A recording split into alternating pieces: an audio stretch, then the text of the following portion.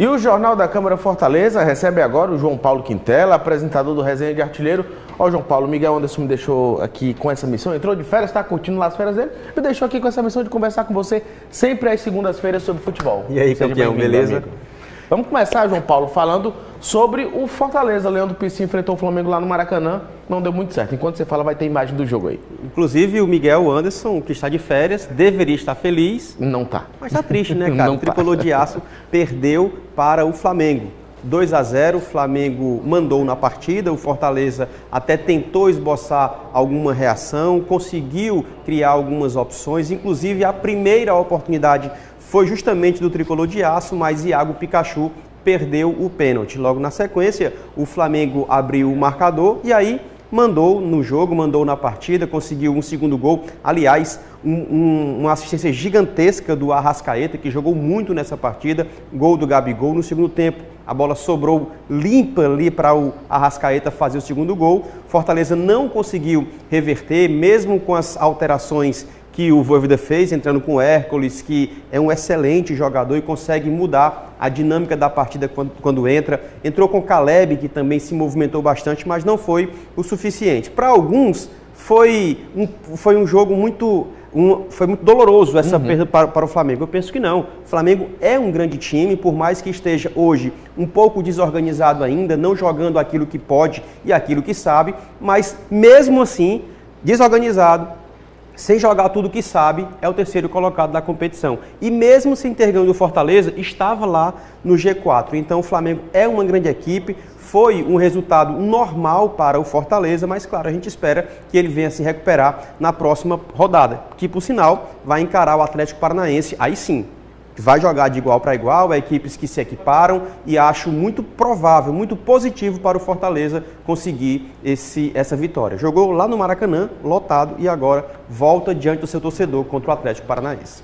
Para esse jogo contra o Atlético Paranaense, um tempinho um pouco maior, só no próximo domingo, dia 9, até que ponto isso faz diferença? Faz muita diferença. Assim, a gente tem que observar uma coisa, né? O tempo pode ser amigo do Fortaleza nesse caso, afinal de contas o Vojvoda vai poder descansar alguns dos seus atletas que estão sendo mais puxados, né? Estão sendo mais exigidos, por assim dizer. Ele consegue descansar um pouco e colocar em prática algumas opções. Inclusive, Marinho deve já fazer a sua estreia, porque o nome vai estar à disposição já. É uma opção que o Vojvoda pode aproveitar e testar durante essa semana, sempre jogando aberto pela direita, e com isso vai ter que tirar o Iago Pikachu ou o Caleb. O Caleb deve jogar mais centralizado ou até aberto pela esquerda, que ele já fez esse teste no jogo passado, inclusive. Então, é muito positivo. Agora, o outro time também, o Atlético Paranaense, vai ter a semana cheia para treinar. Então, assim, as duas equipes têm essas possibilidades. Confio muito na qualidade e na capacidade do Juan Pablo Vojvoda. João, se foi ruim para o torcedor do Fortaleza, imagino eu que para o torcedor do Ceará também não foi lá essas coisas no fim de semana, né? Estreia do treinador, tudo para vencer, perdeu para o Sport fora de casa. Pois é, rapaz. O Fortaleza, pelo menos, é o 11º colocado, 3 pontos do G4. Então, assim, ainda não está uma situação muito cruel. Já para o Ceará, aí sim, lamentavelmente, o Alvinegro de Porangabuçu veio com a estreia do Guto Ferreira, de novo à frente da sua equipe. O Guto, inclusive, fez algumas alterações inteligentes, necessárias. Por exemplo, colocou como lateral direito o próprio da posição, Michel Macedo, tirou o Kaique da lateral, que estava improvisado, e colocou em sua posição ele que foi como volante. De fato, é um grande jogador naquela posição.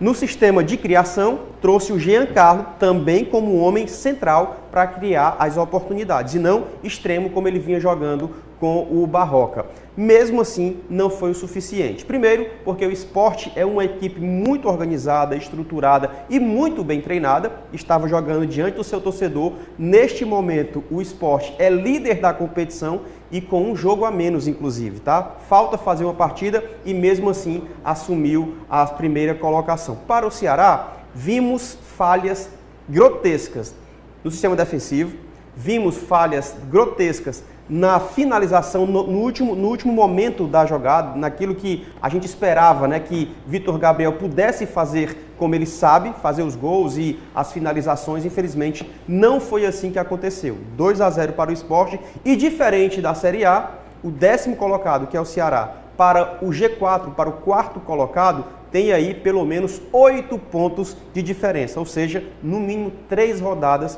para o alvinegro tentar se recuperar. João, a gente viu nesse jogo a utilização do Eric Pulga, né, que não vinha sendo utilizado nos últimos jogos pelo Eduardo Barroca.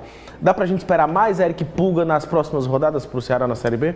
Eu aproveitaria, sim, ele entrou bem, claro, é pouco tempo, ele precisa de mais minutagem. Não só ele, mas também Pedrinho, que é um nome que a torcida, inclusive, tem pedido, e Pedro Lucas, que é um atleta que veio do Grêmio, que também tem essa mesma característica de jogar mais aberto, mas não vinha sendo aproveitado. Eric Pulga jogou, até que criou um pouco mais do que a gente imaginava, porque o Ceará não estava conseguindo criar, e acredito sim que ele terá, neste momento, mais minutagem. Guto apostou e citou, inclusive, a qualidade do atleta, fazendo boas referências nas criações de jogada do Eric Pulga. Sim, eu acredito que ele deva receber novas oportunidades. Pela Série C do Campeonato Brasileiro, teve Floresta em campo também, né? Teve Floresta, exatamente. Floresta que empatou com o Remo. A gente sabe que o Remo é um clube tradicionalíssimo nas competições nacionais. O Floresta, que disputa a Série C do Campeonato Brasileiro, até começou bem, tá, essa competição, só que veio caindo. A gente sabe a dificuldade que é a Série C, a gente sabe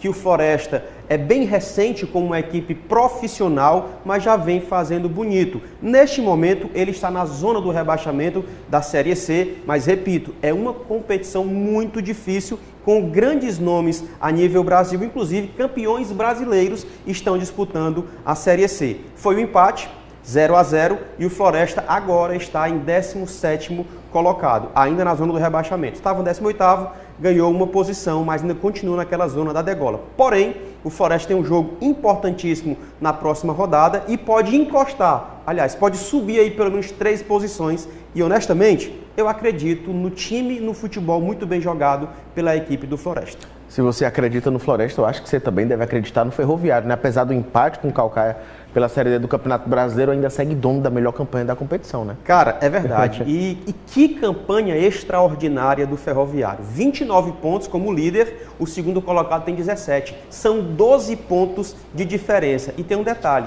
o técnico Paulinho Kobayashi entrou com o time misto do Ferroviário, afinal de contas já está classificado para a próxima fase, está sobrando na próxima fase, porém foi 0-0 diante do Calcaia. Ferroviário, que continua líder desta competição, e o Calcaia está brigando ali para poder encostar também no G4.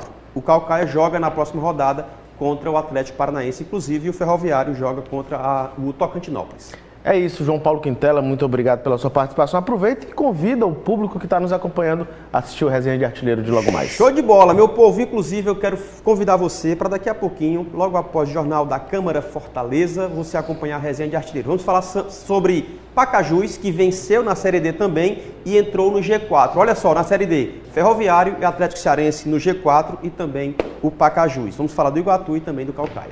É, meu amigo, vai ter muita notícia boa de esporte, João. Até segunda que vem. Show de bola, com a parceiro. gente. Até mais.